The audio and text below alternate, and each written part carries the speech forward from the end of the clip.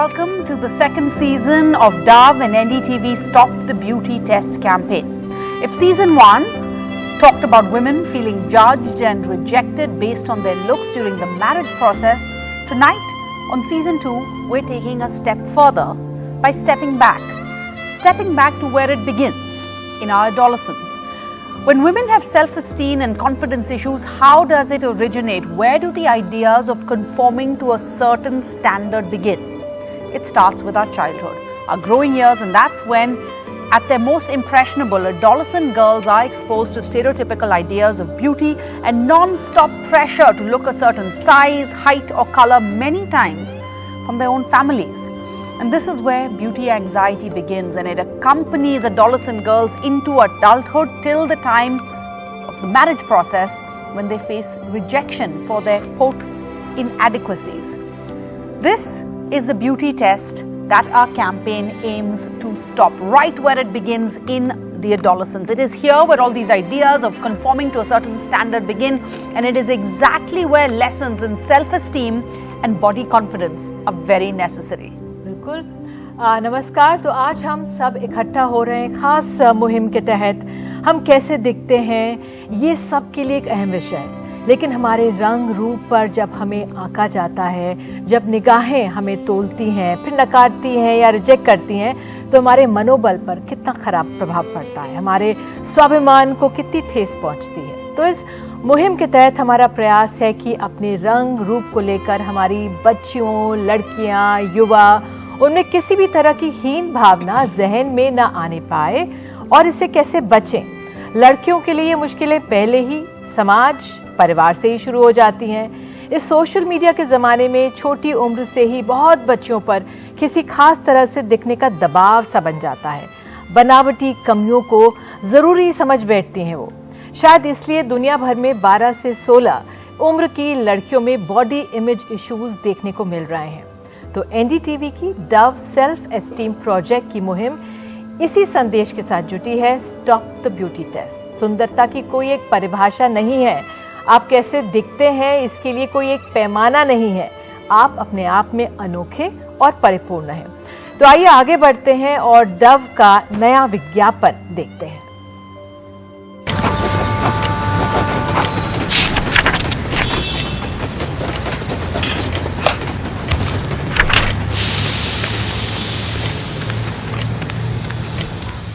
इधर देख जरा, ऊपर कर। मैं पढ़ाई कर रही हूँ। हाँ पढ़ लेना। मैं रुक ना, इससे रंग साफ होता है।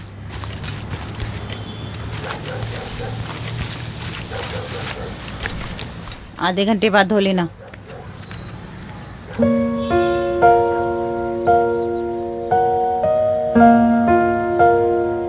अभी तो स्कूल खत्म भी नहीं हुआ कि घर वाले मेरी शादी का रिपोर्ट कार्ड बना रहे हैं। रंग रूप के कितने नंबर कट गए। कमर 44। रुकिए बेटा, बेटा पेट अंदर, सांस खींचो, पेट अंदर करो। अरे पेट अंदर करो, सांस खींचो, खींचो खींचो खींचो। अब लो जी ना। वजन के कितने नंबर घट गए। 39। इसका रिपोर्ट कार्ड बना रहे हैं। वेदिका कहते हैं तू सुंदर नहीं तो तेरी शादी के नियम अलग होंगे। हाँ या ना लड़का कहेगा। तू सुनेगी, चुप रहेगी। पढ़ लिख के लायक बनो नहीं, किसी पढ़े लिखे के लायक बनो, ये समझा रहे हैं। कहते हैं चेहरे पे तेरे दाग जितने उतने समझौते करने पड़ेंगे। पापा को गाड़ी देनी पड़ेगी, उसके बाद ही तेरी डोली उठेगी।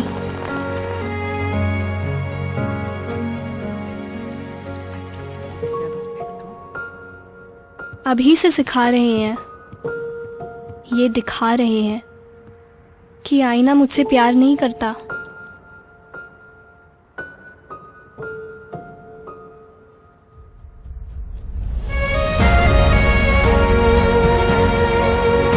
इस खूबसूरती के रिपोर्ट कार्ड से नज़र हटा के तो देखो, मेरी नज़र से नज़र मिला के तो देखो। स्कूल जाती उम्र से ही इंडिया की 80% लड़कियों को ब्यूटी टेस्ट का सामना करना पड़ता है। डव कहता है, स्टॉप द ब्यूटी टेस्ट।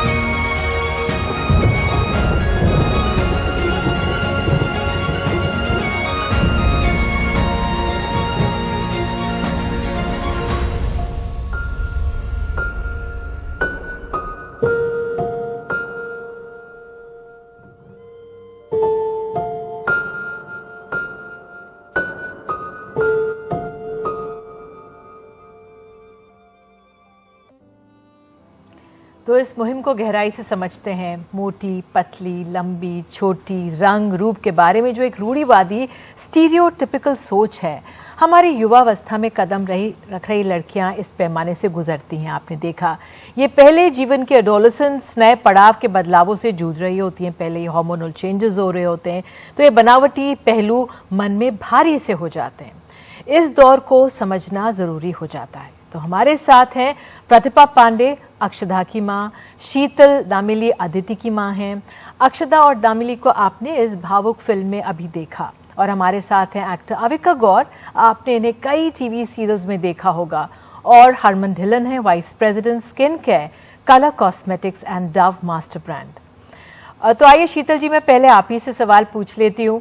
यही सवाल है कि आपने अपनी बेटी की कहानी सबके साथ साझा करने के बारे में कैसे और क्यों सोचा? मैं शीतल धमेले, अदिति धमेले मेरी डॉटर है, और मेरी बेटी अदिति ने बचपन से ही अपने डार्क कॉम्प्लेक्शन को लेकर हमेशा बहुत सारी बातें, बहुत सारी प्रॉब्लम्स फेस की है। और मैं ये नहीं चाहती थी कि जो मेरी बेटी ने फेस किया है वो सारी बच्चियाँ भी, दूसरी भी बच्चियाँ सहन करें। जैसे एग्जांपल, जैसे उसे स्कूल में जाती थी वो, तो उसके स्कूल के क्लासमेट्स उसे हमेशा काली कौवा बोल के बुलाते थे। तो और बस में भी काफ़ी बार उसे काली काली करके चढ़ाते थे। तो बच्ची हमेशा हर्ट होकर आती थी। तो वो घर जब आती थी तो उसके मन में हमेशा एक डाउट रहता था, क्या मम्मा मैं सुंदर नहीं हूँ, कि काला रंग अच्छा नहीं होता है? तो मैं एज हर मदर, मैंने ये सब बातें संभाल लिया, उसे समझा दिया। बट कई लोगों के बच्चियां ये फेज से गुजर रही है, उन्हें पता नहीं रहता है, और हमें ये स्टेरियोटाइप्स को कहीं ना कहीं रोकना है। और मुझे लगता था कि ये बातें कहीं ना कहीं पहुंचानी चाहिए, इन बातों को रोकना चाहिए। इसीलिए मैंने, जब मुझे डव का प्लेटफॉर्म मिला, तो मुझे ऐसा लगा ये बेस्ट है डव कैंपेन, कि मेरी बेटी की स्टोरी रिप्रेजेंट करने के लिए, ताकि दूसरों के बच्चों में भी वही कॉन्फिडेंस आए ये स्टोरी को देखकर। Fantastic. More power to you and mothers like you. Pratibha Pandey, similarly, body issues like pimples or complexion or wearing glasses, explain to us as moms, because we all want the best for our kids. So, why should such issues matters to mothers like you? मेरी daughter ने बहुत face किया ये problem. कहीं भी जाती है तो उसको कभी ना कभी ये सुनने को मिल ही जाता कि specs are not perfect for her, and pimples, complexion, whether it's fair complexion or dark complexion, everywhere girls face these problems. मेरी डॉटर भी ये चीज़ें हमेशा फेस करती है, तो really it's matters to me, क्योंकि हम अगर इस तरीके से ऑलवेज बुली करेंगे या लड़कियों को ऐसे बोलेंगे, तो आई थिंक वो अपने मेन ड्रीम, मेन चीज़ों से उनका फोकस हट जाएगा, स्टडी का लैक हो जाएगा, तो वो डिप्रेशन का शिकार हो जाएं या इन प्रॉब्लम्स में फंस जाएं, और घर में आके भी उन्हें वही एटमॉस्फेयर मिले। तो ये सारी चीज़ें बहुत मैटर करती हैं। बहुत पेनफुल है गर्ल के लिए कि अगर वो बाहर निकल रही है तो वो हमेशा डरी रहे कि मुझे कोई ना कोई मेरे फेस को देख के कमेंट करेगा या मेरे बॉडी इश्यूज पे कुछ बोल देगा। तो these are not better for their future lives. So you hear the cry of mothers like Pratibha. So let's bring in Harman Dhillon here. Harman, NDTV partnered with Dove for the Stop the Beauty test last year, and that's when we talked about, the unfair, unidimensional, stereotypical beauty test that women have to go through as part of the marriage process. But for this year's campaign, how did you choose, why did you choose to rewind the clock in a sense to focus on adolescent girls and their body anxiety issues? At Dove, we believe that beauty should be a source of confidence and not anxiety for women, which is why last year we started the movement which is Stop the Beauty Test. It was a campaign which brought to life the prejudices which women faced, especially during the marriage process, and the kind of dent in the confidence that they have during that process. And when we were looking at the statistics and results, we realized that this confidence gap really starts happening much earlier, and actually during the teenage years. Statistics really told us that 80% of young girls in this country have faced a beauty bias or a prejudice during their teenage years. And that's why we decided that we really need to widen the scope of our messaging and address the problem when it starts, which is during their adolescent years. So what kind of response have you received to the Stop the Beauty Test campaign this time round? The response, I must say, has been really humbling for the entire team who's worked on this campaign. I think this year's campaign, because it brings to light the prejudices and biases which young girls face, has really touched a chord with women far and wide. We've got lots of responses where women have shared when did they first face this bias, via the hashtag, how old were you, and how it has ended up denting their confidence and taken years for them to overcome it. We've reached close to 100 million people with this message, and we believe that when women are sharing their stories of how it has really dented their confidence and what it really took to really overcome that gap, it is only going to help raise more awareness about this issue and really make sure that we stop the beauty bias when it starts so early. And Pratibha ji, let me just bring you back in. What was your experience of making the film, and did that experience change your attitude towards the set notions of what young girls should look like? Experience of making this film has been wonderful for me as a parent. I'm very proud of her, and my daughter is very happy. Every day she gets beautiful comments, and few aunties, her aunties say that now you have become an inspiration for the girls who wear glasses. So she is very wonderful experience. और yes, मेरा idea, मेरा mind change हुआ है, क्योंकि उसके पहले मैं सोचती थी अगर if my daughter complains कि मम्मा मुझे क्लास में या मुझे बाहर ऐसे आंटी बोल रही थी या किसी ने ऐसे कहा, तो मैं उसको इग्नोर करती थी कि चलो मैं इग्नोर करूंगी तो वो भी उस चीज को भूल जाएगी. But after watching this ad film मैं सोचने लगी कि this is not a very this is a very big issue के बच्चे हम तो बोल के निकल जाते हैं, एज अ मदर कभी कभी हम भी बोल देते हैं, बट बच्चों पे क्या असर आता है वो बहुत ही ज्यादा प्रॉब्लम करता है, क्योंकि जब बाहर से बच्चा सफर करके घर में भी आए वही चीजें सुने, पेरेंट्स ना सुने, तो बच्चा फिर तो बिल्कुल स्टक हो जाता है, डिस्टर्ब हो जाता है कि अभी तो बाहर मैं ये फेस ही कर रही हूँ, मेरे मम्मी पापा भी मेरी बात नहीं सुन रहे हैं. तो ये मेरा माइंड चेंज हुआ है कि यस, बच्चों की प्रॉब्लम्स को हर समय कोई भी चीज वो बोले हमें सुनना चाहिए. बिल्कुल जरूर सुनना चाहिए. आविका, आप तो एक छोटी सी उम्र से एक्टिंग कर रही हैं, आपको तो बड़े होते टीवी पर करोड़ों लोगों ने देखा है. कभी ये प्रेशर था आप पे कि इस तरह से दिखें या ऐसे बेहतर दिखेंगी, जैसे चश्मा मत पहनो या पतली हो जाओ, या आपके आसपास कभी आपने होता हुआ देखा हो, जो आपने सीरियल्स इतने किए हैं, तो इस दौरान कभी कुछ ऐसा हुआ कि आपको ऐसा दिखना चाहिए या ऐसा नहीं, या कुछ ऐसा दिखने को कहा गया हो जो आपको ठीक ना लगा हो लेकिन रोल के लिए आपने किया, एडजस्ट किया? I think to be honest, I have been very blessed that way. क्योंकि जब मैं I wouldn't say overweight, क्योंकि मैं इतना ज्यादा heavy भी नहीं थी, but when I was a little heavier than I am right now, तब मुझे जो characters approach होते थे, obviously I used to still get work because people used to really like watching me on screen, right? तो मुझे तब जो characters approach होते थे वो काफी गर्ल नेक्स्ट डोर या college going normal school going girl वैसे टाइप के कैरेक्टर्स आते थे. And up when people know that I am fitter, I'm approached for bigger or glamorous roles, I would say. And I think as an actor, मैं भी वही same चीजें कर करके कहीं ना कहीं थक चुकी थी. I also wanted a change. और मेरा जो इंटेंशन था of changing the way I look was honestly इसलिए नहीं कि मुझे मैं I am just sad about the way I look and I want to look a specific way. बिल्कुल नहीं. मेरा इंटेंशन सिर्फ था कि मुझे फिट होना है. At a very young age सबको ये लगता है कि जो हम मूवीज में देखते हैं या जो हम एड फिल्म्स में देखते हैं या जो हम मीडिया में देखते हैं वो एक परफेक्शन जो होता है वही होना चाहिए. And I want to tell you guys that इतने फ्लॉज होते हैं ना हर किसी में, और वो जो फिल्टर्स होते हैं वो जो बहुत सारी चीजें जो एनहांस करती हैं एक एक्टर की ब्यूटी को, आप उसे नजरअंदाज नहीं कर सकते. I want to be very honest here कि right now I am without makeup, but at the end of the day when I am doing a movie, वहां पे बहुत मेकअप होता है. There is like a proper team जो ध्यान रखती है कि हम कैसे दिख रहे हैं in and out.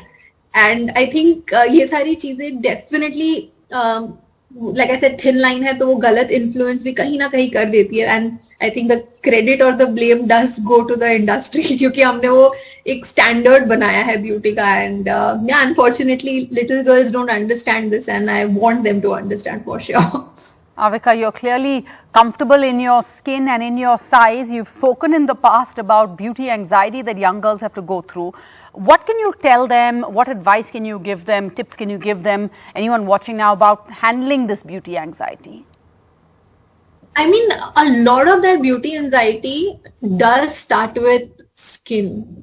I mean, I have seen so many people जो इतना bother होते हैं अपनी skin को लेके क्योंकि obviously hormonal changes होते हैं, you get acne, you get pigmentations, बहुत कुछ होता है at very young age, all of this starts.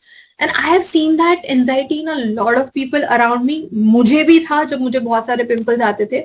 But I remember talking to one of my doctors and they just explained me कि आप कितनी भी दवाइयाँ ले लो, कितना भी कुछ भी कर लो, this is your age. अगर अब नहीं आएंगे तो कब आएंगे? मतलब it's as simple as that. So I think I started making peace with it जब मैंने ये logic समझा कि ये होना है. This is normal. सबकी लाइफ में वो एक phase आता है जब आपका skin is reacting to your hormones and it's okay. I would want to appreciate Yami Gautam for this. I remember उन्होंने एक इंस्टा पे पोस्ट डाला था I think around एक साल पहले that she has Katarosis pilaris. It's a skin not a disease but a skin condition जिसमें आपको like bumps होते हैं on your arms or on your legs and on your skin basically. और मैंने कभी एक्सपेक्ट नहीं किया था that Yami Gautam would come out because हमने तो उनको एक जेनरिक ब्यूटी एक बॉलीवुड डीवा की तरह हमेशा देखा है. And when she said something like this about her skin, I realized that it's normal क्योंकि even I have the same condition and it is so normal. जब when she came out with it, I actually read a lot of people commenting about it कि if actresses like this can step up and say something, not a flaw but something that is so personal to them, अगर ये लोगों के सामने बात आती है, then I think it's very inspiring. I was inspired by Yami when she came out. So yeah, I want to be one of them. How beautiful. शीतल, मेरा सवाल आपसे कि आप के लिए भी क्या कुछ सेट नोशंस थे? आप जब बड़े हो रहे थे आपका अनुभव कैसा था? क्या आपको भी कुछ मुश्किल उम्मीदों से गुजरना पड़ा था?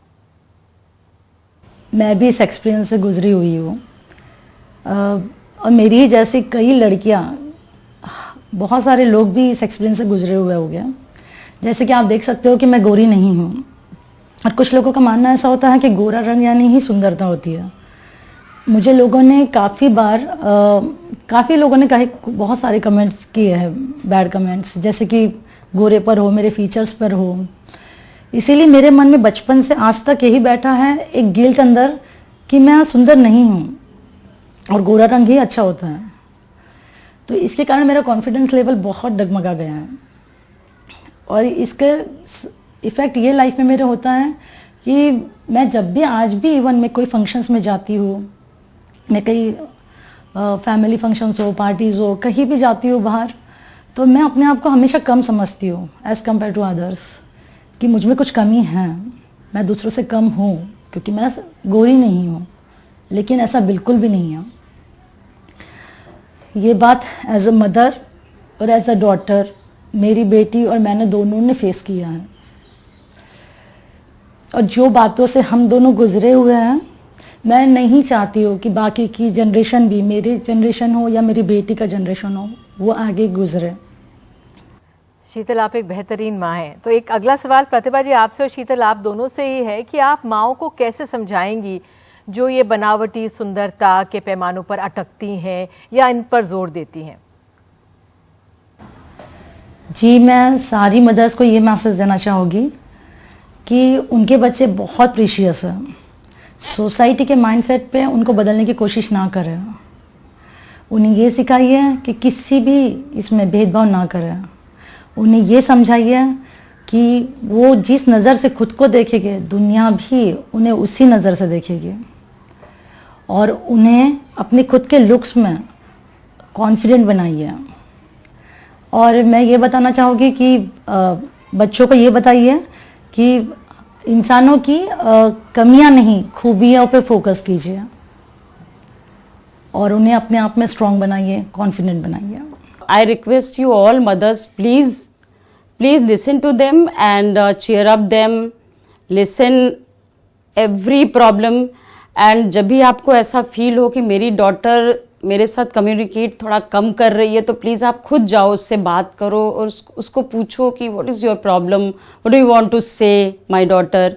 और अगर वो प्रॉब्लम्स बताती है तो प्लीज़ उसको आप उसके साथ सब कुछ भी कर सकते हैं, उसको जो भी आइडियाज़ देना चाहते हैं, बट प्लीज़ से वाइजली, कि उस बच्चे को भी ये फील ना हो कि मेरी माँ भी वही चीज़ कह रही है जो मैं बाहर सुनती आई हूँ। That's it. Thank you so much, Pratibha, Sheetal and Avika. Thank you all for joining us and being part of this show and this movement, this conversation. Thank you again. But now I want to go across to a special guest. You can love her, you can hate her, but you certainly cannot ignore her. And I'm talking about Simi Taparia. Simi, you're a professional matrimonial consultant, a matchmaker. Simi, a very high premium is placed on how brides look and on their physical attributes.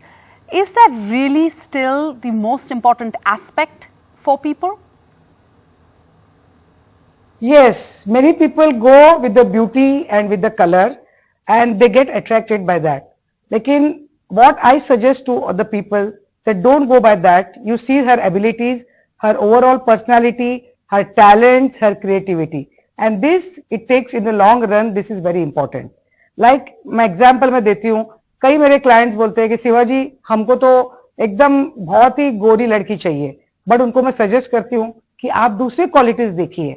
ये सब तो ठीक है, थोड़ा बहुत तो चाहिए ही, but अगर उसका मन सुंदर हो, वो एकदम घर को सुखी रखे, उसमें टैलेंट्स हो, उसमें क्रिएटिविटी हो, तो वो सभी सब जग को और घर को सुंदर बना सकती है। तो those talents are more important than this.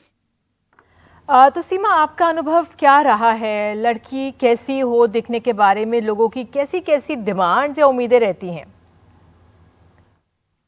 देखिए, जब भी कोई क्लाइंट आता है मेरे पास, वो यही बोलता है कि शिवाजी हमको तो ऐसी लड़की चाहिए, मेरा बेटा है ऐसा, हमको तो सुंदर चाहिए, हमको गोरी चाहिए, हमको पढ़ी लिखी चाहिए, हमको मीन्स लंबी लिस्ट लेके आते हैं। बट काफी एक्सपेक्टेशंस होते हैं उनके कि हमको ऐसी चाहिए, हाइट ये चाहिए, from this family, from this city, from this college, तो बहुत हाई एक्सपेक्टेशंस होते हैं। तो मैं एक ही चीज बोलूंगी उनको कि सभी चीज तो मिलेगा नहीं, आप चेकलिस्ट में देख लीजिए, आपको 60-70% मिलता है तो आगे बढ़ना चाहिए। रंग रूप तो ठीक है, एक हिस्सा है, बट बाकी क्वालिटीज भी आप देखिए, उनकी क्रिएटिविटी, उनकी स्टडीज, वो कैसे, वो उनकी अपब्रिंगिंग, और कौन से फैमिली बैकग्राउंड से आती है, ये सब भी बहुत इंपॉर्टेंट है। कलर भी ठीक है, रंग रूप होता है 25%, बट दूसरी चीजें भी देखने बहुत इंपॉर्टेंट होती है जब वी चूज अ ब्राइड और अ बहू और अपने भाभी या जो भी बोलो, तो ये दूसरी चीजें देखना बहुत जरूरी है। मैं और एक एग्जांपल दूंगी, एक रिश्ता आया था मेरा साउथ से, तो उनके इतने एक्सपेक्टेशंस थे कि हमको हाइट ये चाहिए, बाल ये इंच का चाहिए, कलर ऐसा चाहिए, and she should be studied from this university, she should be this age and she should be beautiful and she should be fair. ये सभी एक्सपेक्टेशन लोग लेके आते हैं, तो इट्स वेरी डिफिकल्ट. सब कुछ तो मिलता नहीं है, पर ठीक है, sometimes some people are very lucky, तो उनको सब चीज मिल गया इसमें. तो आई वुड से कि इतने ज्यादा एक्सपेक्टेशंस मत रखिए. देखिए कि आपको क्या इंपॉर्टेंट है लाइफ में. आप बहू लाते हैं तो क्या क्राइटेरिया आपके लिस्ट में है. That is more important, not all this things. Seema, आप तो मैच मेकिंग विदेशों में भी करती हैं. आपका क्या अनुभव रहा है? क्या ये जो एक्सपेक्टेशंस हैं विदेशों में भी एक जैसी हैं या हमारे देश के बाहर अलग हैं? क्या बताएंगे आप? देखिए, मैच मेकिंग में पूरे विश्व में लंदन, यूएस, यूके सब जगह करती हूँ, बट वहां पे इतना ब्यूटी का नहीं है. वहां पे वेवलेंथ एंड मेंटल कंपैटिबिलिटी का है. अपने इंडिया में इसका काफी है कि लड़की सुंदर होनी चाहिए, गोरी होनी चाहिए एंड हाइट ऐसी होनी चाहिए. ये सब क्वालिटीज अपने ज्यादा प्रेशर करते हैं कि ये हमारे क्राइटेरिया में ये सब होना चाहिए. बट ये विदेशों में ऐसा नहीं है. विदेशों में just they don't see the beauty, they see कि the girl is compatible, she is of his type and she wavelength match होना चाहिए, वो सब देखते हैं. बट अपने इंडिया में ज्यादा सुंदरता को ज्यादा पॉइंट्स दिए जाते हैं, कलर को भी ज्यादा पॉइंट्स दिए जाते हैं. और मैं सब क्लाइंट्स को यही समझाती हूँ कि देखिए, ब्यूटी कलर इज एकदम छोटी सी बात है. बाकी अगर लड़की में गुण हो, क्रिएटिव हो, सबको सुखी रखे, सबको खुश रखे, घर बांध के रखे, तो उस टाइप की बहू घर में लाना चाहिए. ये मेरी एडवाइस है यूथ लोगों के लिए. इंडिया में देखिए, मैंने ये नोटिस किया है कि अगर कोई लड़की थोड़ी सांवली होए तो उसको जब वो स्कूल डेज में होती है तब से पेरेंट्स बोलते हैं कि भाई देख, तू सांवली है तो कुछ कर कलर के लिए, तो धूप में मत जा, यू अप्लाई सब उपटन एंड ऑल. काफी कुछ करते हैं बिकॉज उनको लगता है कि अगर ये थोड़ी गोरी सुंदर होगी तो उसकी सगाई बहुत जल्दी हो जाएगी. But this I just suggest the youth, this is a wrong thing. उसके ऊपर नहीं जाना चाहिए. अपने को दूसरी क्वालिटीज, दूसरे उसकी आदतें, दूसरे इसकी अपब्रिंगिंग, वो सब देखना चाहिए. कलर के ऊपर लड़कियों को इतना प्रेशर नहीं करना चाहिए. ये मेरी विनती है यंग लोगों के लिए, यंग लड़कों के लिए और उनके पेरेंट्स के लिए. Matrimonial consultant Seema Taparia of the show Indian Matchmaking, thank you so much for talking to us about your real life experience. Now, before we introduce the next set of guests, you can also be a part of the Stop the Beauty Test campaign. Just head over to our website ndtv.com/Stop the Beauty Test to take the pledge, or just scan the QR code to access the Stop the Beauty Test filter and tell us your story of when you first faced the beauty test. Make your voice count. All right, let's break it down. To break out of it, to change mindsets, we first have to understand them, and to help us do just that, we are joined by Aarti C. Rajaratnam, Director of the Child Guidance Center and Counselling Clinic, and Professor Naman Ahuja, Art Historian, Professor at the School of Arts and Aesthetics at JNU. Aarti Rajaratnam, to you first.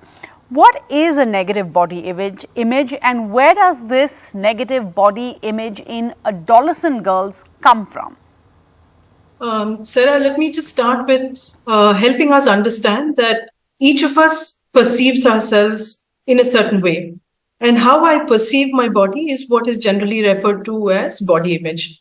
This can be positive in some people, but by and large, you'll notice that with a lot of negative messaging coming in the last several years, it's become negative. So basically what happens is the person has normal physical appearance, but they tend to perceive it as being flawed, which is where it becomes a negative body image.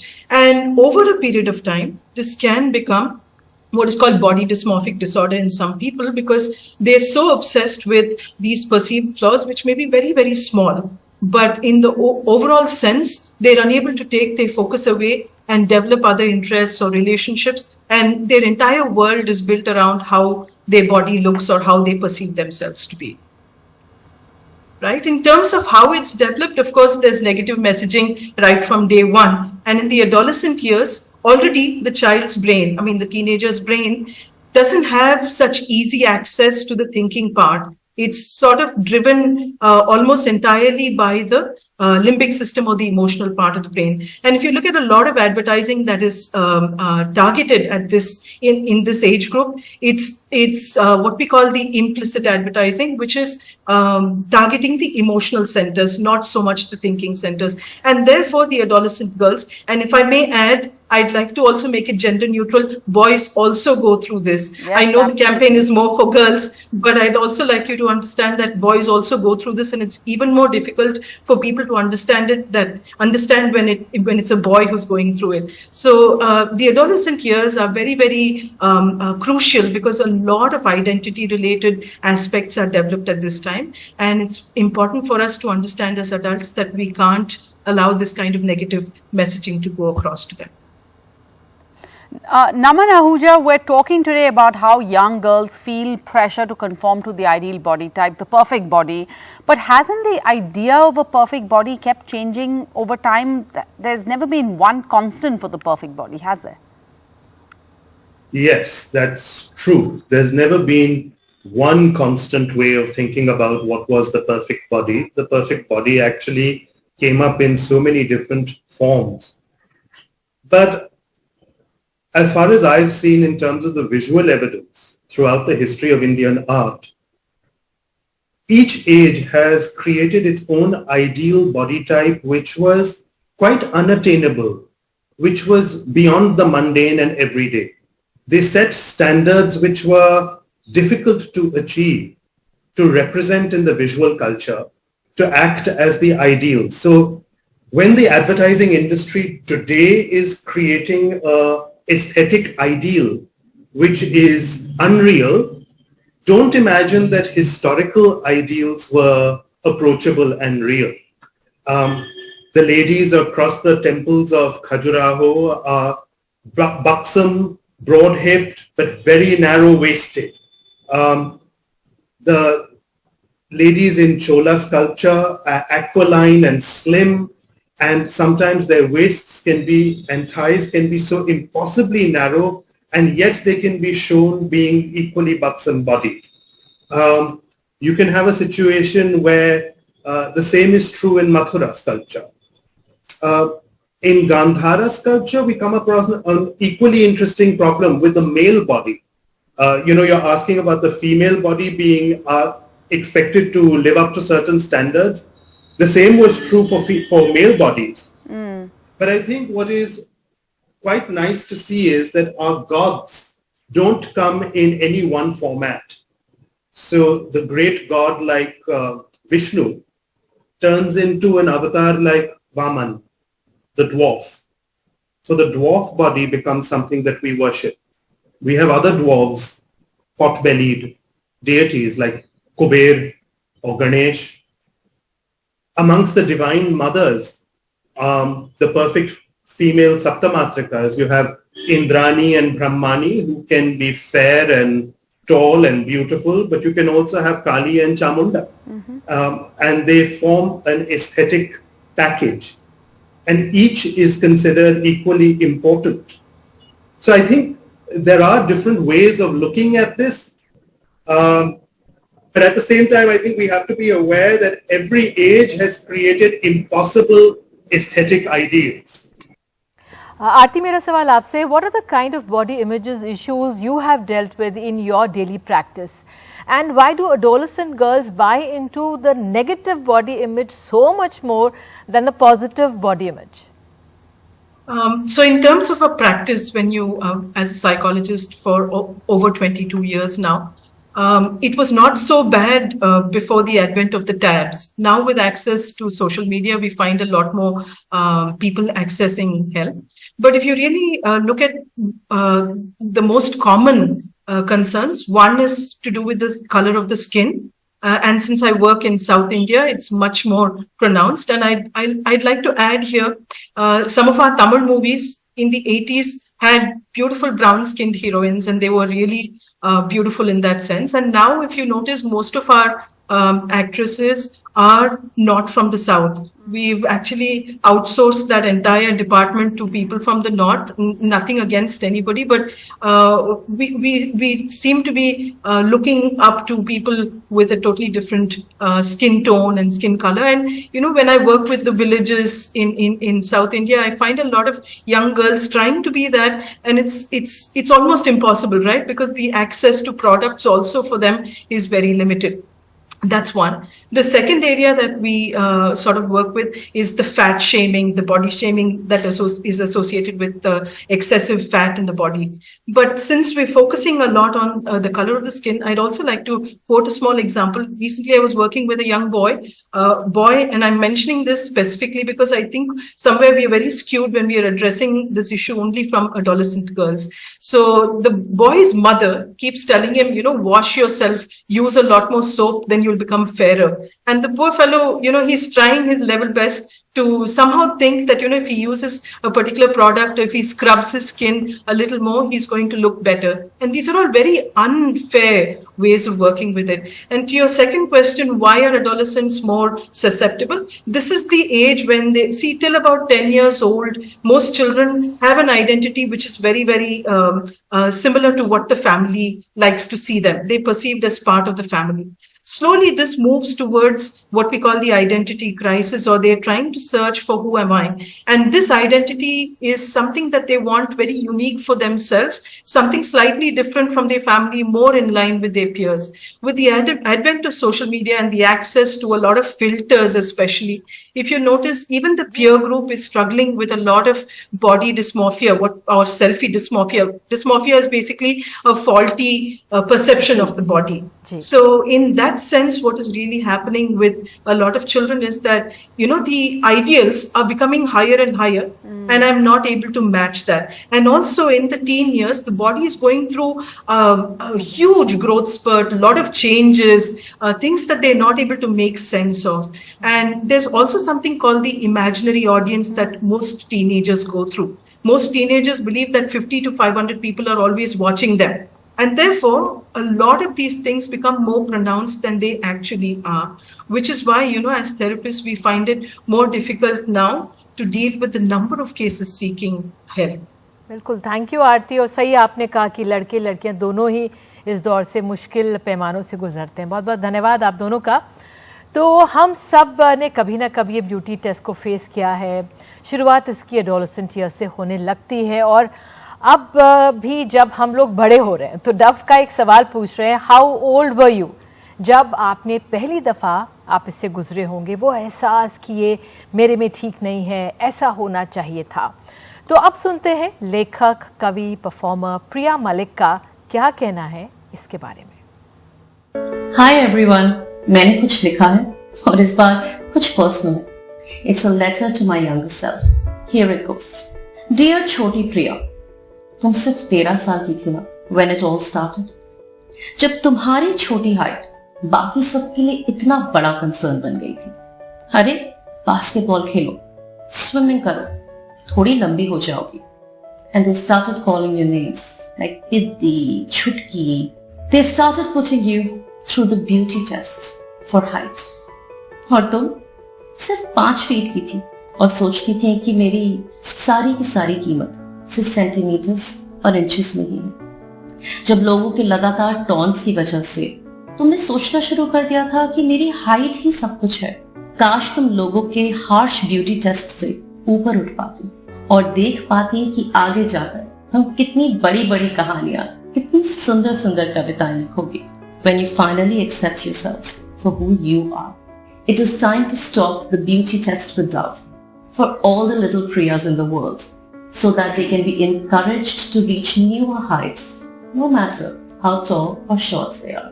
I pledge with Dove to stop the beauty test, and I want to know your stories. How old were you when you were put through the beauty test? Make sure you use the hashtags #HowOldWereYou and #StopTheBeautyTest.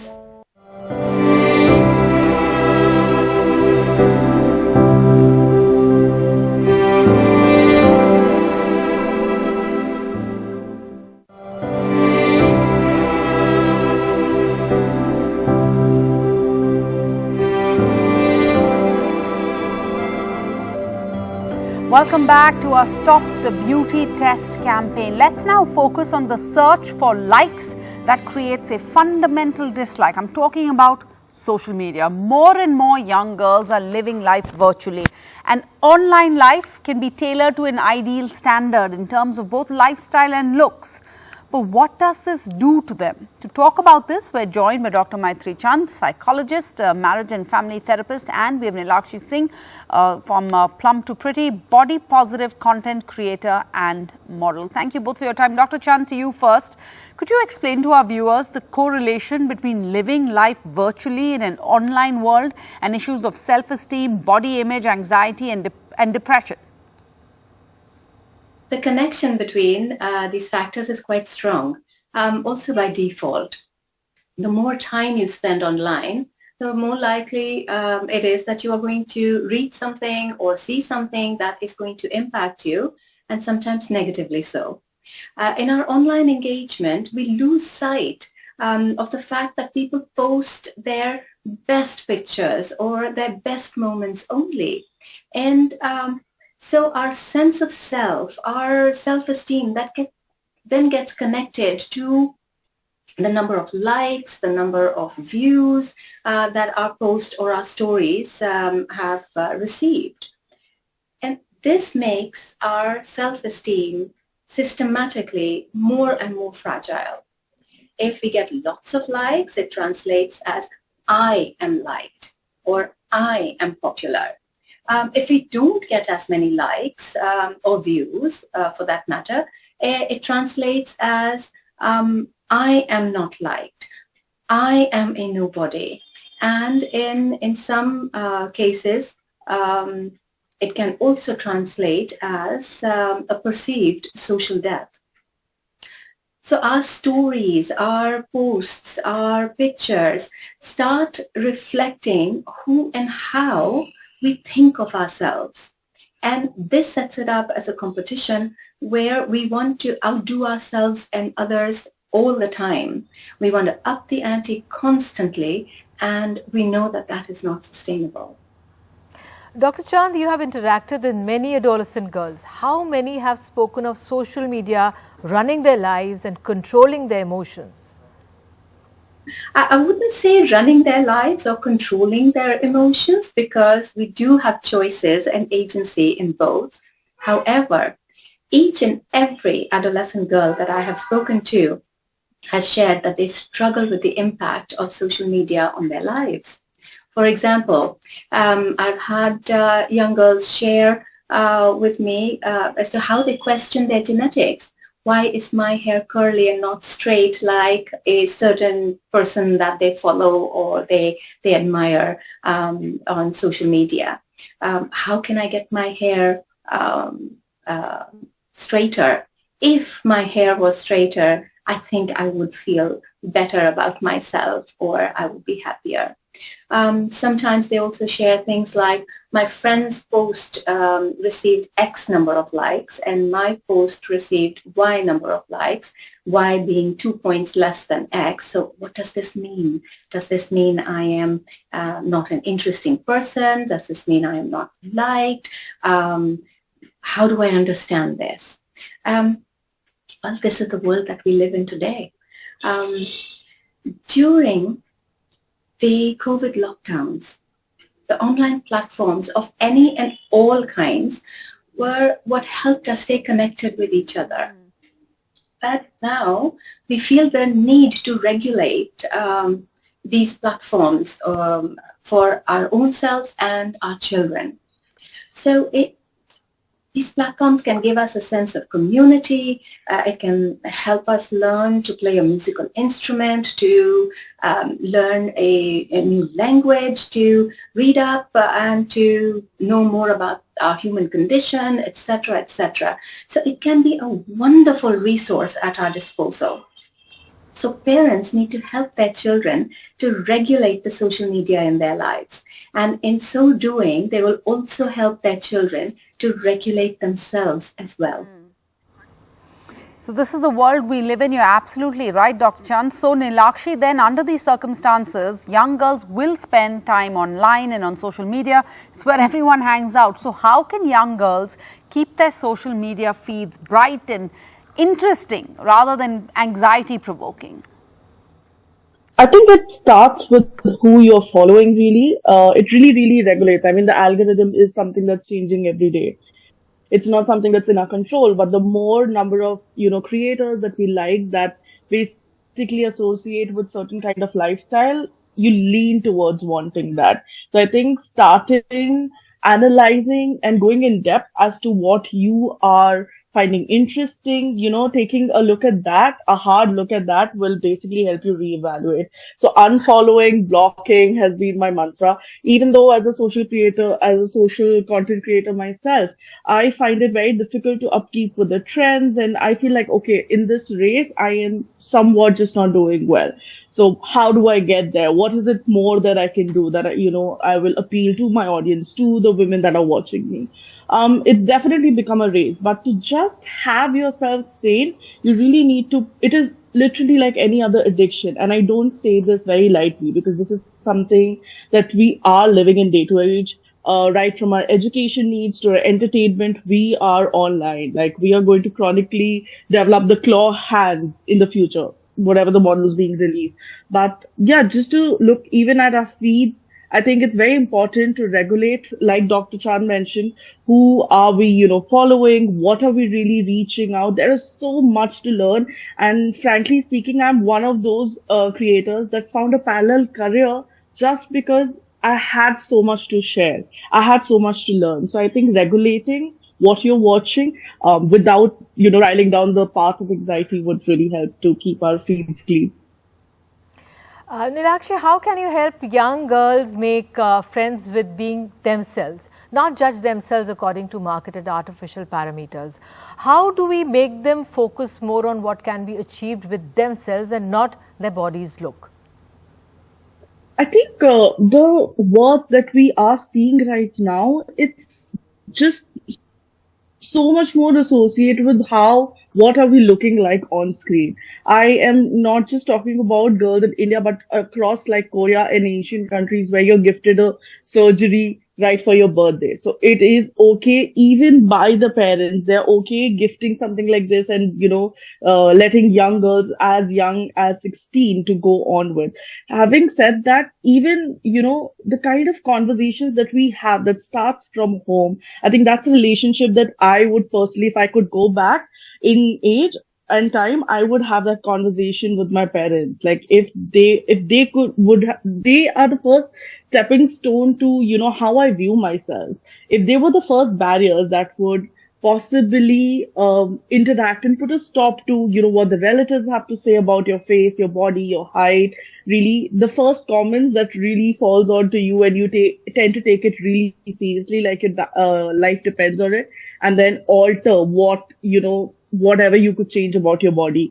That is where our parents can be this barricade, this filter, and start building a healthy relationship with ourselves. I feel like the food that we consume, the media that we consume, it all has such aspects.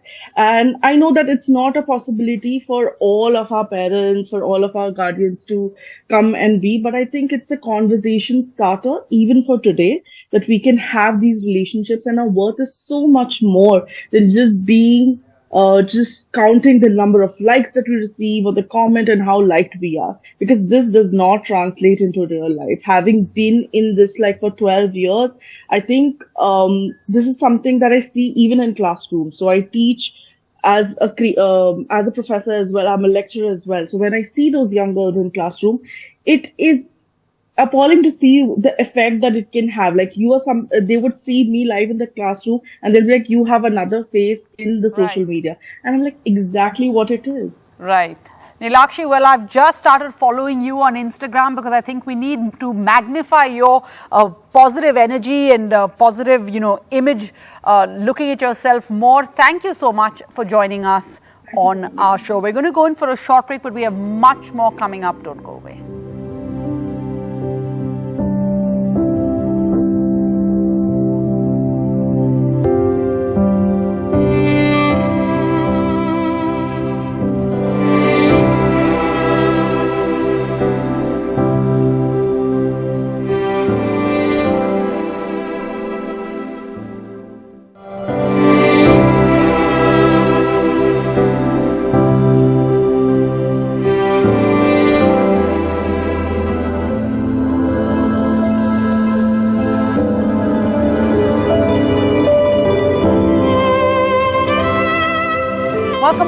our Stop the Beauty Test campaign. If there's one message we need to get across loud and clear to all of our adolescents, to all our young girls, it is this: you're a person, not a body.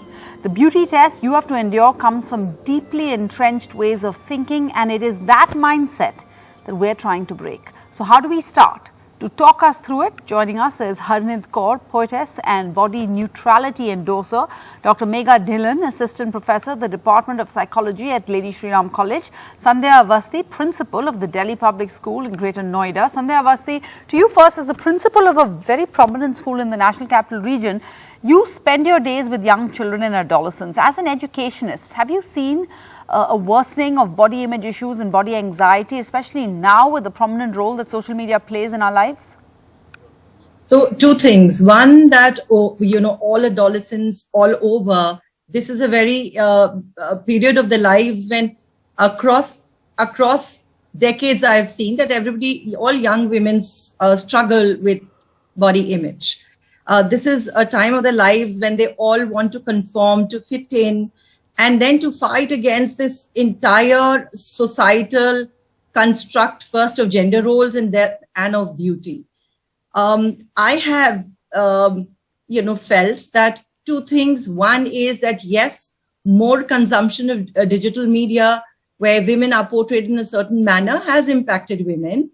However, I've also seen that children have also become more, since they know what to look for, they also know that they are suffering and there is a way that they can safeguard themselves. And they've developed a fine, balanced idea of, yes, this is what I am feeling, but also know that this feeling is incorrect and there are ways in which I can get help. So there's some hope, I think, I see in my interaction with children. There's some hope. I'm always glad to hear those words on our shows. Harneet, you're very honest on social media about your life, your mistakes. You're unapologetic about your lack of perfection, as you put it. How have young girls responded to your honesty on social media? Does this help? Does this help them also open up to you? Initially, I feel like a lot of young girls especially react negatively to something like this because they are so conscious of their own bodies and how they are seen in the world that seeing a woman who is not as conscious often comes as a slightly rattling movement to them, They're just like, oh no, this is also a way to live. So what I've seen over the years, because so much of my audience has grown up with me, is that it starts off with a bit of resistance and then they lean in very wholeheartedly to it. And I have seen this happen. I've been online, like chronically online since I was maybe 13. And I have seen this shift in real time. I have seen young women wanting a more honest representation of their lives, of themselves, of the way they are portrayed by the media. Voice is not something that, it's not a minority anymore. Young women often define a lot of the media trends that we follow and enjoy. We are the biggest audience in the world, so to speak. And to see that voice becoming louder and to see that voice demanding a more honest representation is honestly thrilling. And it really, the kids are all right. They will be all right. And that's the best bit of it. बिल्कुल doctor Megha, मेरा सवाल आपसे कि NGO से आप कहीं जुड़ी हुई हैं, अलग अलग कम्युनिटीज़ और युवा लड़कियों से आप मिलती रहती हैं, तो डव की जो सेल्फ एस्टीम प्रोजेक्ट का क्या कुछ असर दिखा है, किन पहलुओं का असर हुआ है, आपकी क्या राय बनी? आई थिंक सबसे बेहतरीन बिहेवियरल नज होता है उन लोगों के साथ वक्त बिताना जो आपको एक्सेप्ट करते हैं फॉर हु यू आर, जो आपको जज नहीं करते based on the way you look और सारे दिन आप में खामियां नहीं निकालते. तो इन तरह के लोगों के साथ रहना, और मुझे लगता है कि खुद के साथ अपने आप को कुछ तरह के प्रॉम्प्ट्स या रिमाइंडर्स देना जिनमें पॉजिटिव मैसेजेस एम्बेडेड हो. एक और तरह का प्रॉम्प्ट की self validation is maybe more important than the validation you receive from any other person. खुद को वैलिडेट करना ज्यादा जरूरी है किसी और की वैलिडेशन के लिए वेट करने से. और मुझे लगता है जस्ट रिमाइंडिंग योरसेल्फ की वेट से ज्यादा हेल्थ और स्टैमिना और इंड्योरेंस जरूरी है, उस पर ध्यान देना। सिर्फ अपनी बॉडी की अपीयरेंस पे ना फोकस करते हुए उसकी फंक्शनैलिटी पे फोकस करना और अप्रिशिएट करना कि आपकी बॉडी आपको कितना कुछ करने देती है। और एक और बहुत जरूरी reminder of being a smart and selective user of social media. ये समझना कि सोशल मीडिया एक डबल एज स्वॉर्ड है, वो बहुत एम्पावरिंग हो सकती है या बहुत टॉक्सिक हो सकती है depending on how you use it. इसलिए always being a smart user of social media.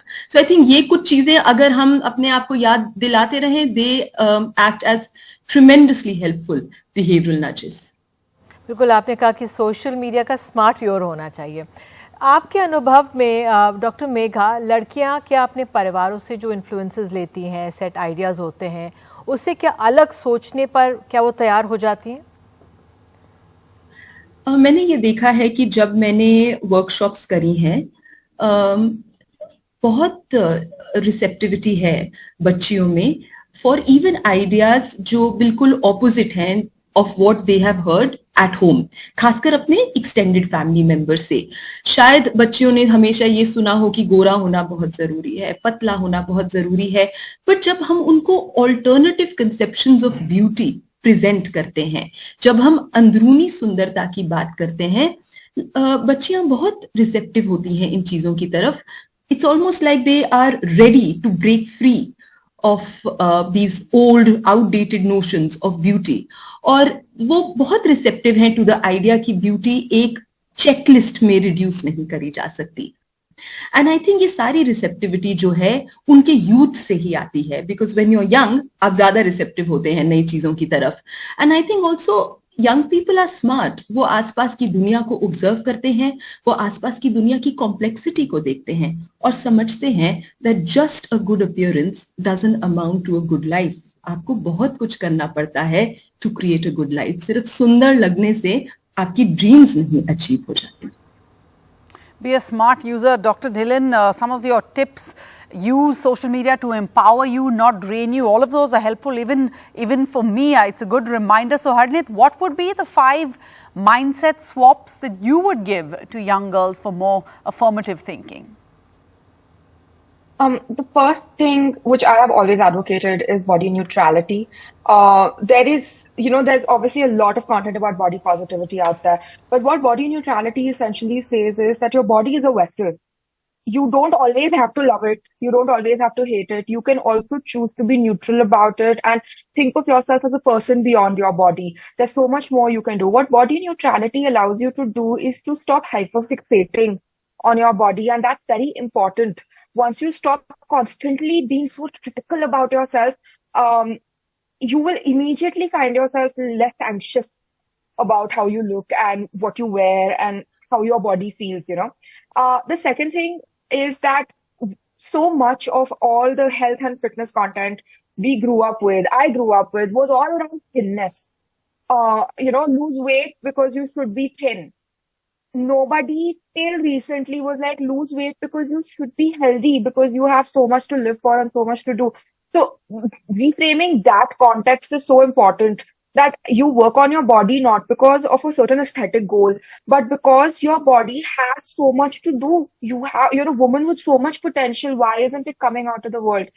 The third thing, it's very important to remember that so much of what women's aesthetics are designed around are two things: subjugation and capitalism. You keep women busy and hungry in the pursuit of a perfect body, and they don't really raise their voices about other important things. And it's very easy to sell a perfect body. Women continue buying because we've been fed that sort of truthism that, you invest money in it and you will get a great body.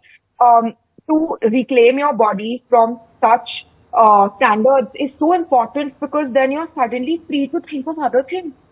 You're suddenly free to think of how annoying it is to constantly be worried about your body, and then you're like, oh wow, I never thought of this. Fourth, I highly recommend this to all young women I speak with. When you're fixated on how you look and what you are perceived as by the world, you forget that there is a lot more to you. You need to be skilling yourself up. You need to be making yourself financially independent.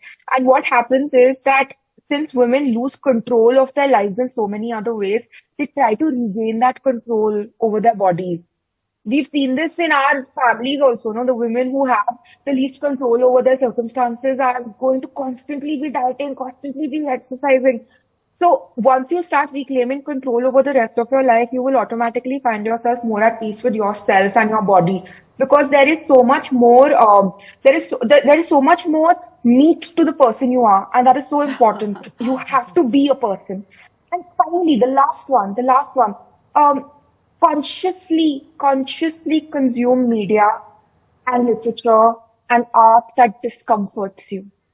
We fall into this lapse of relatability and comfort again and again, and that really impacts us because we are only reading and listening and looking at a certain standard of beauty. Start exploring other things. Watch movies from other, countries. Read books and translated from different languages. What you will realize is it shatters your idea of the beautiful woman, because so much is beautiful for other people. And then you realize that you could, you make everyone happy. The best you can do is just be at peace with yourself, and that is a superpower. बिल्कुल। संध्या जी, मेरा एक सवाल आपसे कि हमने लड़कियों की सोच में बदलाव के बारे में तो बात की है, लेकिन क्या जो पेरेंट्स हैं, परिवार है, टीचर्स के विचार भी बदल सकते हैं? जो ये सेट पैरामीटर्स हैं इनको लेकर स्कूल कैसे पेरेंट्स के साथ मिलकर जो माइंडसेट चेंज की ओर बढ़ सकते हैं? हमको all of us have to work together, parents, teachers, जो भी adults बच्चों के साथ डील करते हैं, सबका एक कॉमन ध्येय होना चाहिए और सबको ये ध्यान रखना चाहिए कि हम अपने डेली लाइव्स में भी at homes, what is the construct between the parents? What are the roles that parents present to their children? Is the woman supposed to do only one thing and the man the provider? The wife being at home to please the man in the life, or is the woman in the house has her own personality, has her own goal, has her own purpose in life? So if we see women having purpose, having financial control, if we do not experience misogyny, if we do not, all the toxicity that young women see around them, I think very consciously, we tell the parents that you must deconstruct this role that we are handed down. हमको बहुत ध्यान से अपनी बच्चियों को घर में एक ऐसा वातावरण देना है जहां पर इक्वालिटी हो. जब सोसाइटी में, घर में, स्कूल में, सब जगह इक्वालिटी होगी तो ये ब्यूटी का बर्डन लड़कियों पे से हट जाएगा. Because again, आप, are you beautiful because it pleases you to be like that, or are you beautiful because society, you are more acceptable in society? उसके अलावा हमें अपनी भाषा का चुनाव बहुत क्लियरली करना पड़ता है. हम you're such a pretty girl, right? For any girl who does anything good, or you see a girl coming towards you, I tell the teachers that do not be very, very mindful of the vocabulary that you're using. Because then everybody, a young child then lives up to the name. So we have to be very careful about the language that we use, and we have to be role models. Because एक हाथी के दांत दिखाने की और खाने की और हम behave एक तरीके से करें और बच्चियों से expect करें कि वो they will rise above every circumstance they have, and they will be different people from what society expects them to be. Again, जो मेरे से पहले वक्ताओं और स्पीकर्स ने बहुत क्लियरली बोला that digital जो डाइट है हमारी, उसमें हमें बहुत माइंडफुल होना है. So whether it is the parents who will lead the children to watch what is right, till children are able to choose for themselves that this is toxic for me, this is not right, this is a poor portrayal, this is bad language, and I must stay away from it. But again, the whole burden cannot be how to raise girls. We have to raise boys equally well. Absolutely. Because if we constantly, the narrative is about women and girls, then we are only 50% of the population. Absolutely. We all have to mature, have to rise above. We have to change our narrative. जी. और फिर बच्चों के पास से burden हटा देंगे. All right. Megha, if you could come in here, we've been asking guests what advice they might give to teachers, for example. We got one question in there. Then what about advice for mothers? What would you say to mothers watching? So I have to, first of all, I think say two things. I believe and I have observed that whatever mothers tell their daughters plays a huge role in shaping the way daughters come to see themselves. And while I'm saying that, I also want to acknowledge that the role that fathers play is extremely critical as well. However, I'll focus on mothers for the moment. I think the first thing that mothers can do is have conversations with their daughters about appearance ideals, about artificial beauty, and alerting their daughters that as young women, their bodies will constantly be scrutinized and commented on. But their daughters need not pay heed to such comments and certainly not allow such comments to define how they feel about themselves as people. The second thing for us to remember is that a lot of young women, when they judge themselves, are using this particular parameter of whether I am meeting societal notions of beauty. And I think as mothers, we must present to our daughters alternative and more meaningful ways of judging ourselves. For example, instead of worrying about, do I look okay, do I look good enough, a young person can probably ask that, am I doing enough for my community? Or a person can probably ask, am I being fair and kind in my dealing with other people? I think those are far healthier parameters for self-evaluation rather than, am I looking beautiful enough? And I think the third thing that we can do as mothers is be positive role models for our daughters by demonstrating healthy self-esteem. As mothers, when we can exhibit confidence in our competencies as women and show that to our daughters, I think our daughters' abilities to do the same naturally increase.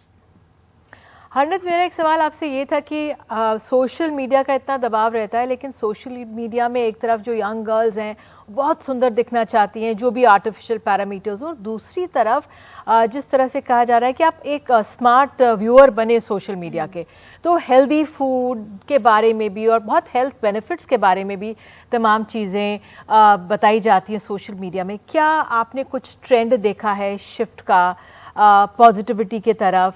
क्या आपका आकलन है? अभी तक social media पे जो conversations चलती हैं based on food and health बहुत स्क्यूड होती हैं. यू हैव टू रिमेम्बर, अगर 30 सेकंड की रील है, आप उसमें कितनी ही इंफॉर्मेशन डाल दोगे और उसमें से कितनी ही एक्यूरेट होगी.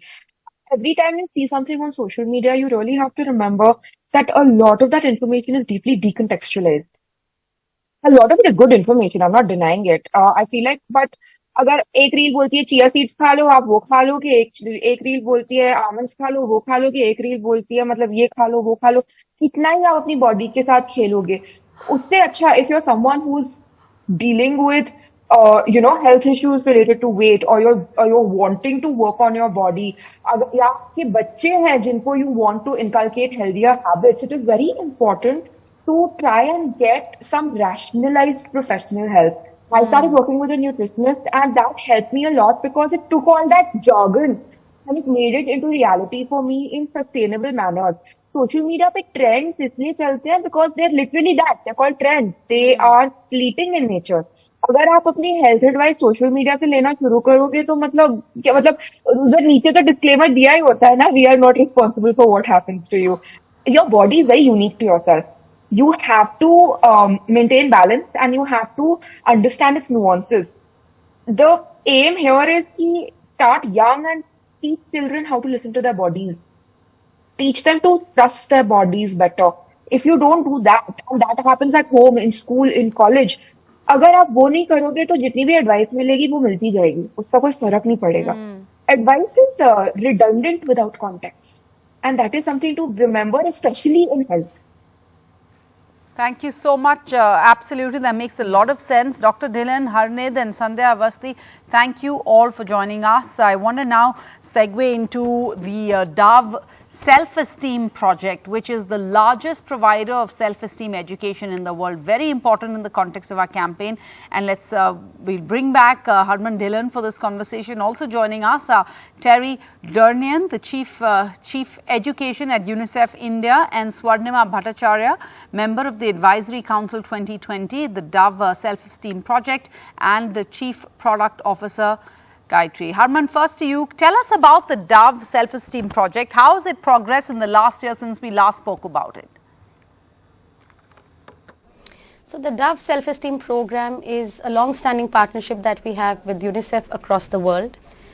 We have a commitment to reach 80 lakh young adults in this country by 2025 with body positivity curriculum. And I'm happy to share that till now we have reached 10 lakh young lives and imparted this training in classrooms with trained personnel. The response has been overwhelming because some of the schools that we have given this training are very keen to really make this a part of the regular curriculum, and we believe that will be the step in the right direction. Wow. Terry, Harman just told us about Dove's partnership with UNICEF that helps deliver life skills, education and training around body confidence. How has this partnership evolved in the 3 years since it started, and where do you hope to take it now? As you may know, India has the largest population of adolescents in the world. 1/3 of the population is composed of young people aged 10 to 24 years. To realize this full potential to the fullest, young people must be healthy, educated, and equipped with the knowledge, information, skills, and confidence that will enable them to contribute to their communities and the country's socio-economic growth. I'm pleased to tell you that after partnering with Dove on body confidence, UNICEF has taken the content and approach to 8 state governments and presented it for their approval as part of the Life Skills Program. After review and discussions with the State Academic Authority, NCRT, with the State Council for Educational Research and Training, state governments have agreed to implement the program in select schools, covering students and teachers from grades 6 to 8. 980 master trainers, 125,000 teachers, and 6.25 million students have been reached across this project period. This program can be scaled up across states with digital content uploaded on the state management portal, Diksha, to ensure all students and teachers have access to the content and the relevant training. Terry, what means do you use to deliver this message, and how has the training been received in India? It is very important to reach young lives in promoting body confidence at an early stage. It is in adolescence that these ideas of conforming to a certain standard begin. Delivering this content to millions of adolescents will help them transition safely into adulthood and develop the skills to thrive in a rapidly changing world. To do this, 6 comic books and teacher handbooks were developed with details on gender stereotyping, how to recognize gender stereotypes and question. This is so important. Then to look at appearance, ideas, and media influence. It's important for adolescents to recognize the images from media and that they're not realistic and be critical for what they see. In addition, addressing harmful body talk, to realize not everyone's the same and to see beyond the body to the true person. So it's important to work with students and to become body confidence champions so they can really apply this knowledge and bring change to the community and across India. Teacher handbooks, that's not often heard of. So Terry, you're in effect teaching teachers about how to impart lessons and body confidence and body positivity to young adolescents. How much of a challenge has that been? Because breaking through deeply entrenched ideas and perspectives, encouraging them to look at an issue from a different angle, how difficult has that been? Breaking social norms on body imaging is not easy. They've been there for a long time. And it will take time to challenge these. And this is a very important first step. UNICEF, together with partners, work on capacity building of teachers. It is important to design the training from where teachers are and build upon it. That's why face-to-face trainings were organized, so you can have that engagement, questions can be asked, and doubts can be overcome, and norms be challenged. Though it can be challenging, the story format enables concepts to be brought much closer to the real life situation. By engaging with teachers and in interactive sessions, we were able to ensure that teachers internalize the concepts before they actually engage with students, so they understood and believe what they're saying, and they can convey this confidence and understanding to their students. Terry Durnian, thanks for joining us and thank you for the work that you do. We have Swarnima. Earlier in the show, we were talking about social media and the role that it can play in perpetuating this perfect adolescent body image. You've worked with the Dove Self-Esteem Project as part of the Youth Advisory Board, and part of your research focused on the potential of technology for positive body images. Can you tell us a little bit about that? Yeah. So, like a lot of people have said before me, the speakers, that, obviously we know what are the harmful effects of, being on social media. In fact, there are studies after studies, which have showed that, prolonged social media exposure has a correlation with disordered eating, negative body image, etc. But what has been happening in the last few years is that younger and younger women, they're consuming social media in a very different way. It's a very mindful way in which they are, and a very purposeful way in which they are renegotiating the relationship between themselves and social media. So they are using filters more mindfully. They are, talking about, beauty standards that they are setting. They are following influencers who are body positive and body neutral, and who come from, the global south. You were seeing that there is a lot of increase of people who are coming from the global south, and they are redefining the notions of beauty, which was so far very derivative of a very Western ideal of what beauty should mean, like fair skin, thin bodies, etc. And that is being constantly redefined and renegotiated among, the younger people and the younger consumers of social media. Also, there is, like a 2019 study was done in Australia, which showed that, women from 18 to 30 years of age, when they're consuming more and more body positive and body neutral content on social media, it not only positively impacts their self-esteem, but also their mood. And this positive reinforcement is even higher because, when you're talking about things like self-esteem, low self-esteem, negative body image, this feels like a very isolated experience. But when you come online and you see that there are people who look like you, who feel like you, that positive reinforcement is even more strong, So these are some ways in which, we are finding that social media behavior is changing for the better. And a lot of young women are like really driving it and really, sort of redefining beauty online, basically. Swarnima, I have a question for you. The one aspect everyone overlooks is the impact that this body image anxiety has on women's health. It is women's health versus women's beauty, and beauty always seems to win. You work extensively in women's health care. Tell us more about it. How do we tackle this? So, number one, this is something that people don't understand very well, that why, when we are talking about certain standards of beauty, how that has a very tangible impact on healthcare outcomes. So let me demonstrate a few examples.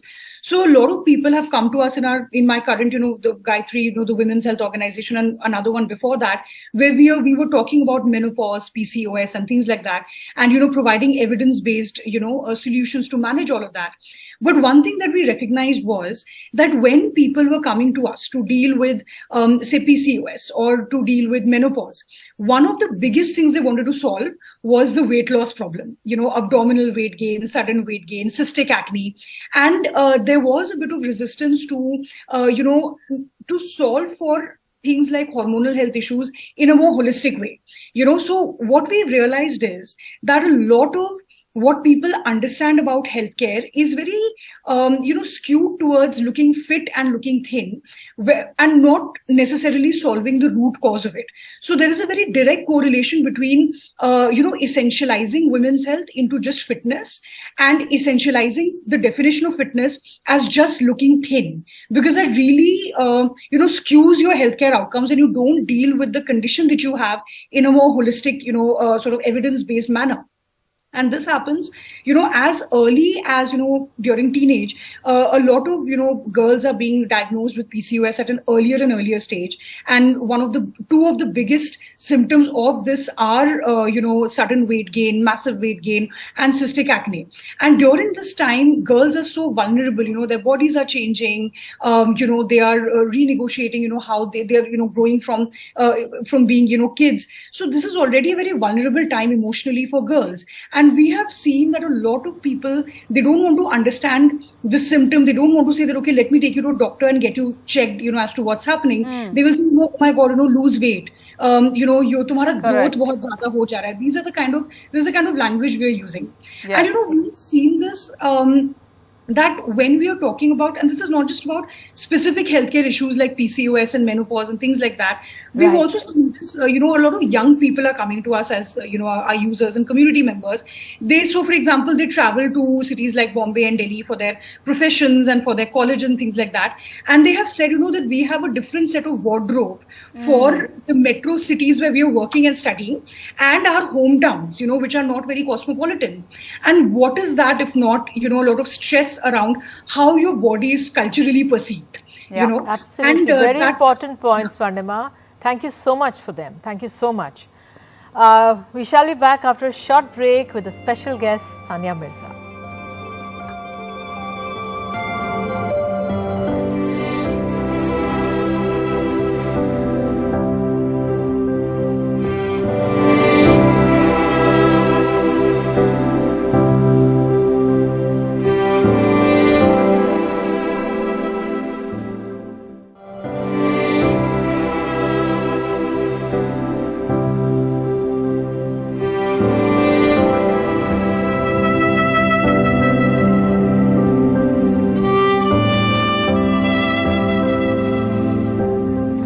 Welcome back. If you have body anxiety, if you feel oppressed by an unfair beauty test, if you feel pressure to conform to stereotypical ideas of beauty, you're not alone in feeling this way. Millions of adolescents across the world have similar anxieties. But we would like to tell you that your self-worth is about much more than how you look, and that the way you look could have very little to do with what you will become. And to help us give you that message, strong and successful women who once felt the same way. We have joining us Sania Mirza, former doubles world #1 in tennis, and poet, writer, performer Priya Malik. Sania Mirza, we've spoken about Dove's How Old Were You initiative a little earlier on the show. What prompted you to be a part of the show? Was there something about beauty biases in your adolescence or examples that we've raised here that resonated with you?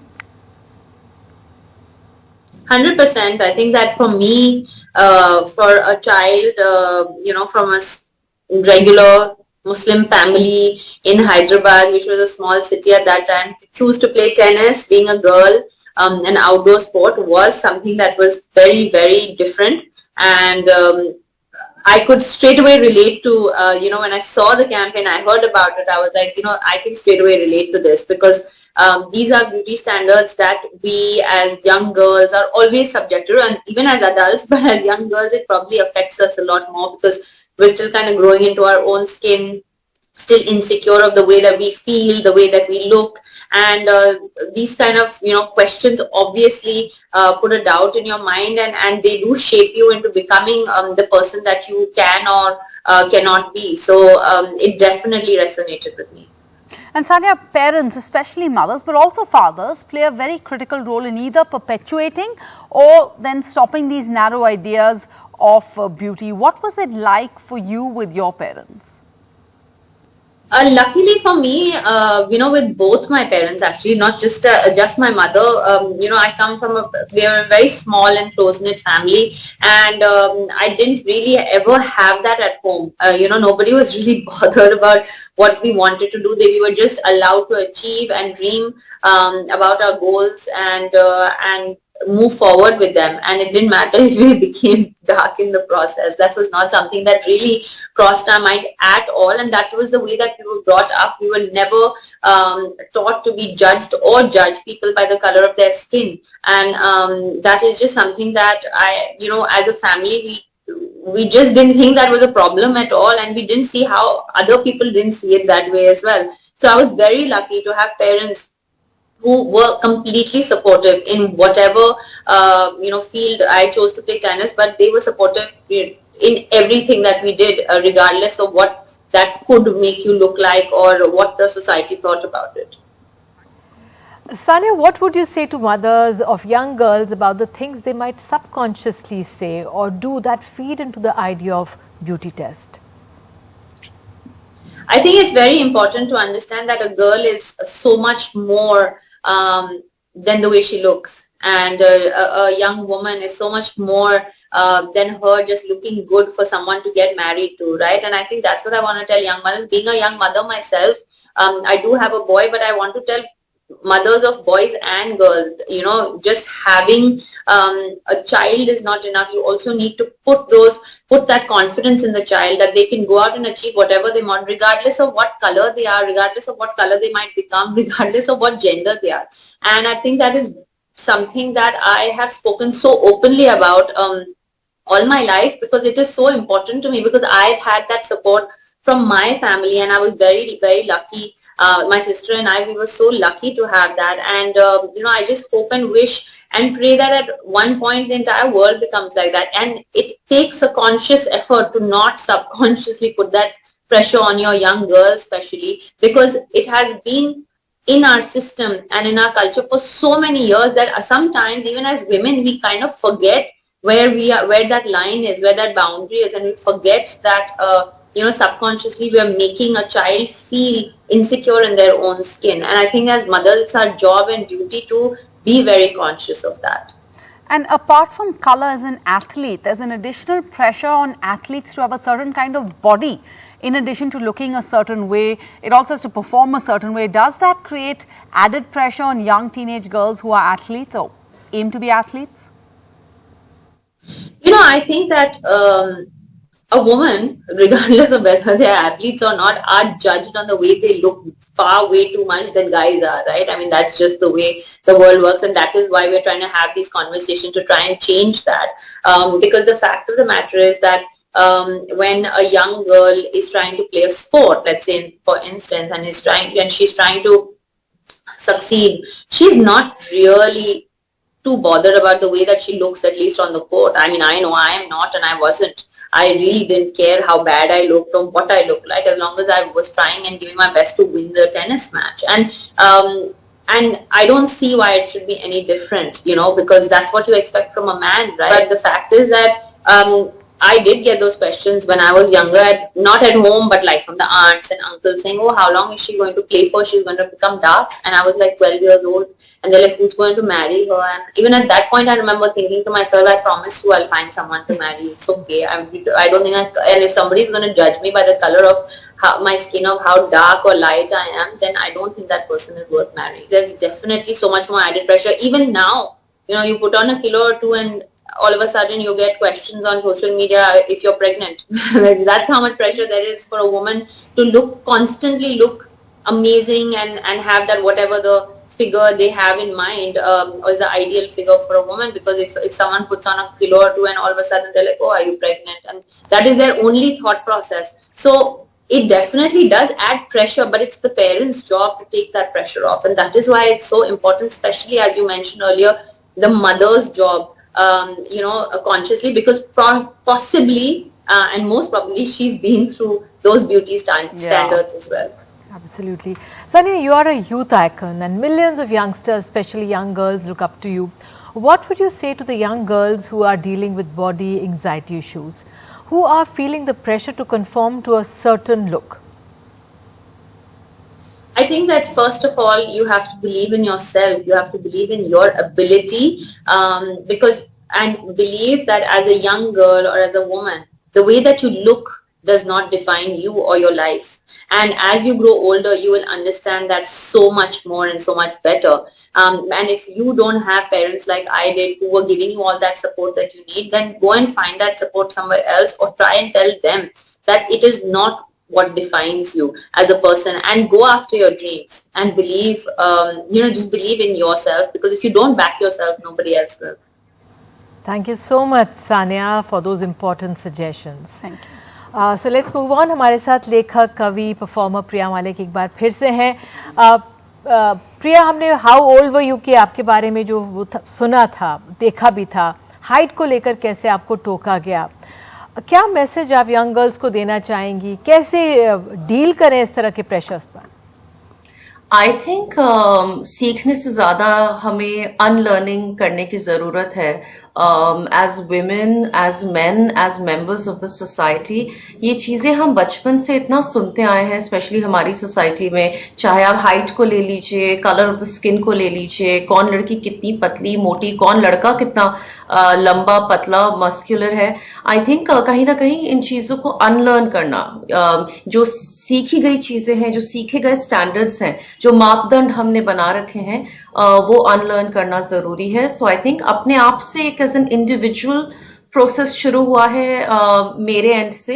As I Guru older, और जैसे जैसे समझ में आने लगा कि कैसे ये स्टैंडर्ड्स मैंने खुद कभी नहीं बनाए हैं, ये समाज ने मुझे बनाकर दिए हैं, मेरे ऊपर पास परोसे गए हैं, थोपे गए हैं rather, for the lack of a better word. So I think वहीं से शुरुआत हुई, और जैसे जैसे थोड़ी अक्ल आने लगी, जैसे जैसे थोड़ा कॉन्फिडेंस बढ़ने लगा, जैसे जैसे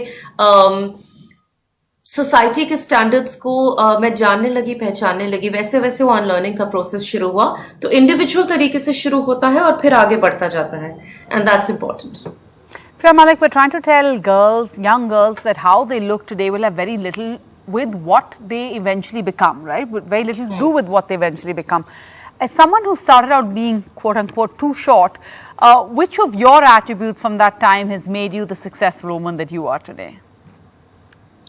Okay, so I was actually tested on a few beauty standards growing up. I grew up in a joint family, and I think in a joint family you do tend to get compared to your cousins a lot.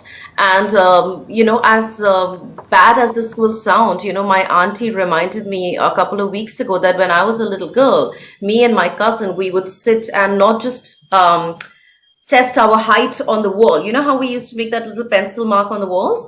We would also do that to our skin color. So we would have our arms next to each other and decide who is more fair. And she said it as if she was remembering like a fun memory. And I was in the middle of dinner and I stopped and I was like, oh my God, we used to do that? My cousin and I. And she was like, yeah, I remember you girls doing that. And that's when the conversation began as to how did it all start? As children, we couldn't have just gone with ahead and be like, okay, let's do this.